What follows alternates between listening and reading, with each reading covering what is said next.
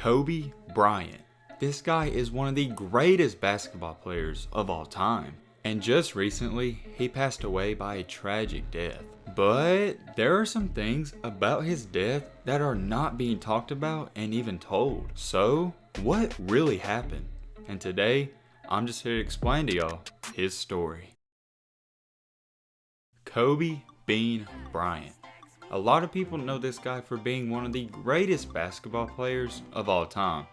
But Kobe was much more than just a basketball player. He was great at every aspect in his life. Whether that was being a father, being a husband, or just being a good friend to other people. Kobe was one of the most influential people in the whole world.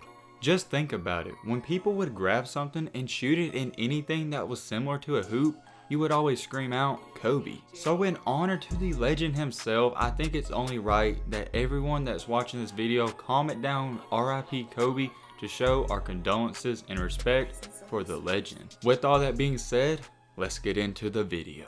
Almost everyone in the world by now, if you don't live under a rock, has heard about the tragic news. And that news is that Kobe Bryant died in a helicopter crash. And that's all that we're hearing. However, it's much more than just a helicopter crash. And to get into this story, we gotta throw it all the way back to where things started. So let's go to the time of 8:19 a.m. of the morning of Kobe's death. At this point in time, this is where Kobe Bryant himself actually reached out to Shaquille O'Neal's son. Shaquille O'Neal's son's name is Shareef O'Neal, and Shareef and Kobe have a pretty good relationship. And out of nowhere, Kobe messaged him and said, "You good, fam?" This just goes to show you the type of person that Kobe Bryant actually was off the court. He really did care about a lot of people. He was basically just checking up on him, and not too many people do that nowadays. Shareef O'Neal eventually responded at 10:58 a.m. and said this,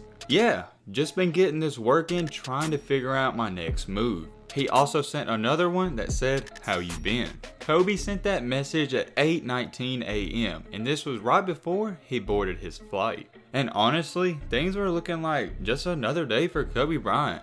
Him and his daughter were gonna go play basketball and that was it. When Kobe left on the helicopter, it officially departed at 9:06 a.m.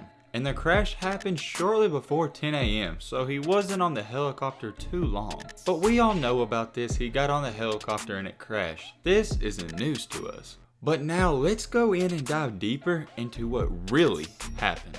And this is the part that no one wants to tell you or even talk about. The fog was so severe Sunday morning that the Los Angeles Air Support grounded all of its helicopters and did not fly until later in the afternoon. Which basically means that it was not even safe for Kobe Bryant to even be traveling during this time, and other helicopters weren't even allowed to travel. And the air support spokesman even goes on to say this: "The weather situation did not meet our minimum standards for flying." Quote unquote, also adding to that, the fog was enough that we were not flying. So if no other helicopters were allowed to be flying and it wasn't safe, why was Kobe even flying? Let's continue and let's keep diving into this bizarre story. Kurt Dees, probably a name you will never hear again. Well, this guy was a former pilot for the Island Express helicopters who used to fly Kobe Bryant in the chopper himself. And Kurt Dees himself, which is Kobe's old pilot, said that the weather conditions were very poor and quote unquote not good at all. And we're just getting into it. This story continues to get even more fishy. With helicopter crashes and plane crashes, a lot of people automatically assume it had something to do with the engines or a malfunction. But however, that could not have even been the case for this helicopter. This helicopter has had no previous problems. And Kurt Dees goes on to say the likelihood of a catastrophic twin engine failure on that aircraft, it just doesn't happen. So with that being said, let's get on to another element and factor, which is the flight path. The helicopter was traveling very fast at the time of impact, almost 160 miles per hour. So now, here comes this question. Why were they going so fast? Now, unfortunately, we cannot ask because no one survived this plane crash, but it's just one question that will always linger. Kobe Bryant was actually scheduled to coach Sunday in a game at his Mamba Sports Academy. So maybe he was running a little late and they was going at a pretty fast speed. If you have heard stories of Kobe, you know that this guy has to be early to everything. So that could be a possible theory as to why they were going so fast. But like I said, we will never know. One guy that actually saw the fatal helicopter crash goes on to say this.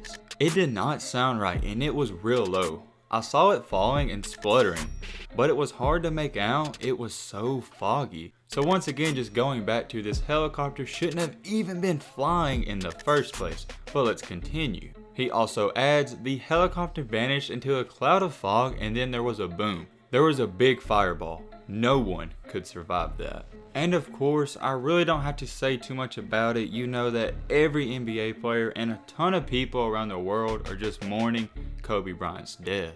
And not only Kobe Bryant, it's sad for his daughter and all the other people that were aboard, but this video is for Kobe, so I hope y'all understand about that because I can't cover every single person. I could really prolong this video and just talk about what Kobe Bryant meant to every single person he came encountered with, but that's not what I want to do with this video. I just want to keep it short and sweet and just explain to y'all what they're not telling us. It really goes without being said, Kobe Bryant is just a flat out legend on and off the court. He meant so much to so many people, including myself, and I really just can't believe it. I'm in complete shock. This video it's dedicated to you, Kobe. You were like a second father to me and to a lot of other people.